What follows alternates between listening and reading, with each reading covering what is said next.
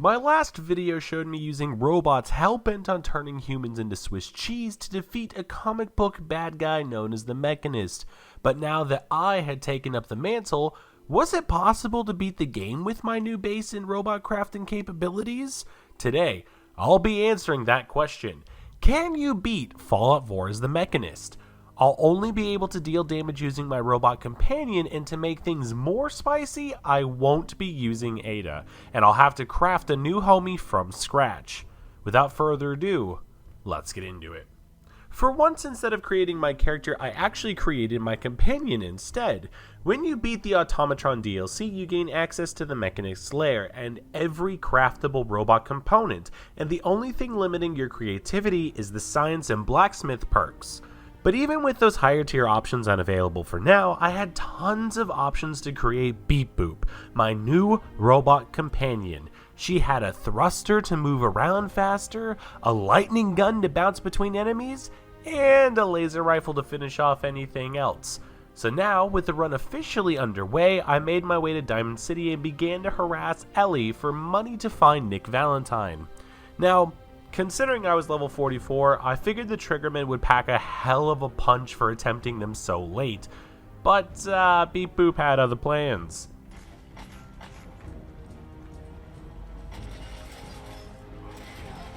God damn. These guys didn't stand a chance. She was tearing through these Triggermen like they were nothing. If this was what the rest of the run was going to be, I didn't have any worries at all.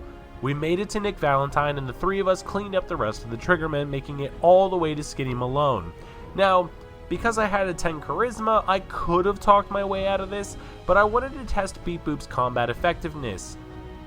And if you thought that a robot whose sole purpose was to defend its master would have any trouble against a bunch of cosplaying gangsters, you'd be wrong.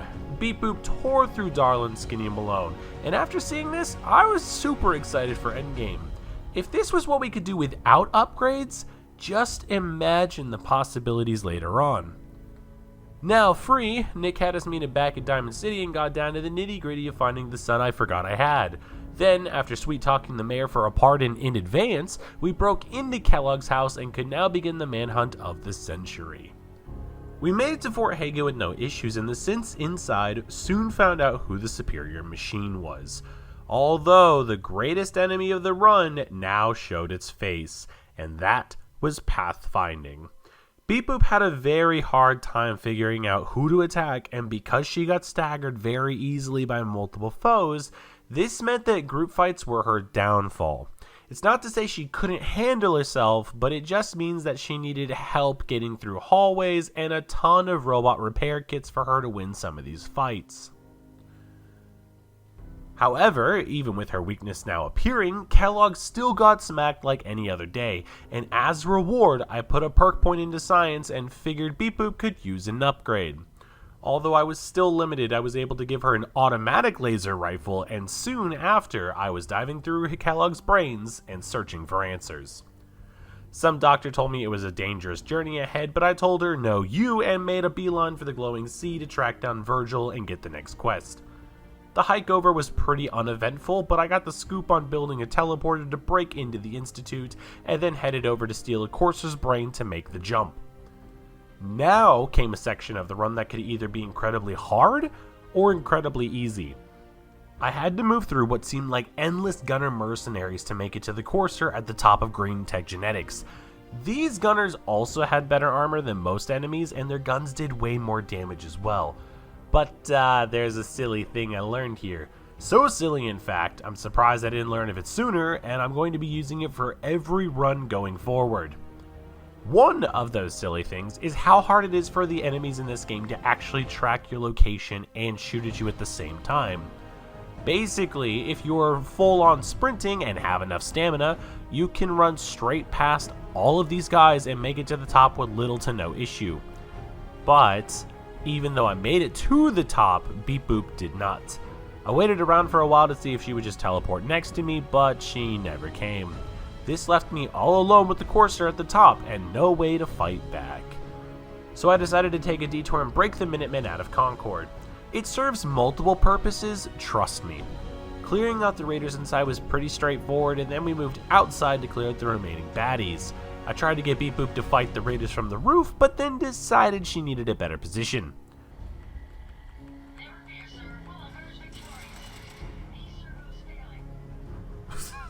Shit.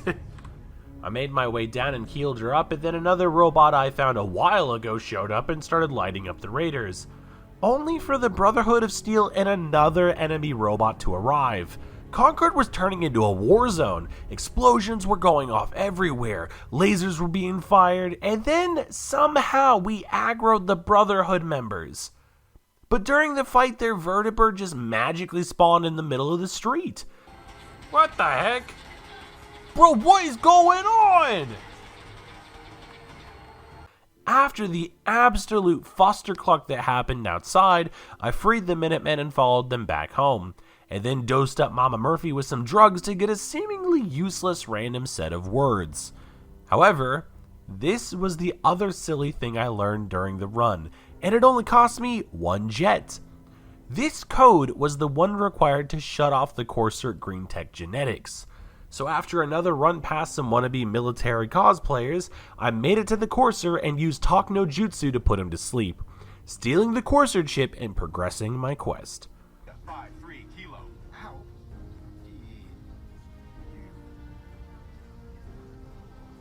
Excuse me.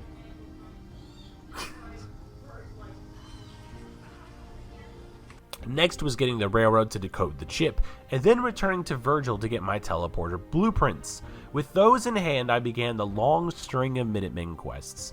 I started by clearing out Corvega, but since Beep Boop kept getting stuck on terrain or lost in tight spaces, I figured it was best to show you that this was what to expect when you asked a robot to use its tippy toes.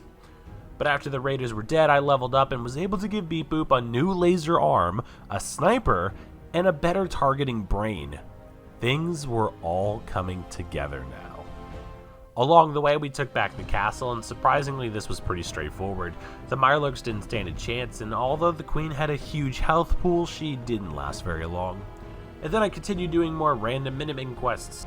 But when I came back to Sanctuary, that robot sentry I had when I took back Concord started firing at the Minutemen. This proves that these guys are the secret main bad guys of this game, and nothing can tell me otherwise. So now that it was clear I was working for said bad guys, I helped them build an artillery gun at their headquarters. But in all fairness, we all know this thing isn't being used past this first demonstration. So now that this questline was about as far as I could take it, I built the teleporter in town with way too many generators and made it inside a scientist's wet dream. I met with Father and called him a poopy head, so he kicked me out of his secret club and told me I was being removed from the newsletter. So naturally this meant I had to blow up his club and make it so that his newsletter would never be read again. Right away, the war began, and since we're being sent to take over the castle. But due to Beep Boop being a role model for shoot first and ask questions later, Synths and Coursers alike were both put down. It wasn't fast, mind you, but the job was done nonetheless. Pressing the advantage, I made my way through the sewers to break into the Institute from beneath. It was a mad sprint, but it got me inside to call Beep Boop and the Minutemen to help. Together we tore through the opposition and friends alike. I took over another sentry robot, and again it tried to tell me that the Minutemen were bad news, but they killed it before I could piece together what it was trying to say. Nothing could stop my band of killers, and soon we were at the reactor, taking out the last bit of resistance they had and rigging the place to blow. Then I was teleported out to watch the fireworks. But here is where I found out you can't take a leap of faith while waiting for the credits to play.